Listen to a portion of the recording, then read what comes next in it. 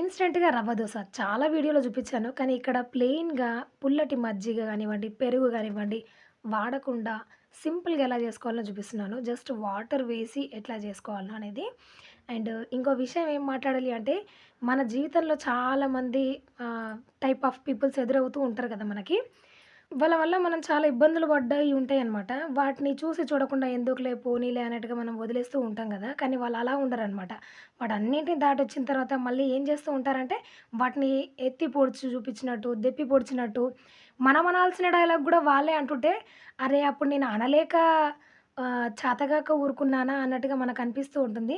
ఏదైనా మనం అడ్జస్ట్ చేసుకొని పోతున్న కొద్దీ మనకి రివర్స్ తగిలి వస్తాయి తప్ప అరే! సర్దుకొనెళ్లారు గదా! ఎందుకులే అని అనుకునే వాళ్ళు ఎవరు ఉండరు. అందుకనే మనకి ఏ సందర్భంలోనైనా, ఎవ్వరి వల్లనైనా, ఆ పర్సన్ ఎవరైనా గావచ్చు, మనకి హర్టింగ్ అనిపిస్తే మాత్రం అక్కడే మనకి తోచింది అని పడేయాలనమాట. పెద్దవాళ్ళు, చిన్నవాళ్ళు అని రెస్పెక్ట్ ఇస్తూ పోతూ ఉంటే, మనని చాతకాని వాళ్ళ కింద, చావలేని వాళ్ళ కింద జమగడతారనమాట.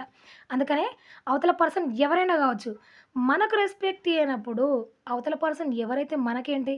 అంతే గదా! అండ్ ఇట్లాంటి వాళ్ళు చాలామంది ఉంటారనమాట. మన చుట్టుపక్కల, మన బంధువులలో, మన ఫ్రెండ్స్ సర్కిల్‌లో ఉంటూ ఉంటారు. కానీ పైకి కనపడరు. పైకెంత సాఫ్ట్‌గా కనిపిస్తారో, లోపల అంతే ఉంటదనమాట. అందుకనే నమ్మొద్దు అలాంటి వాళ్ళని.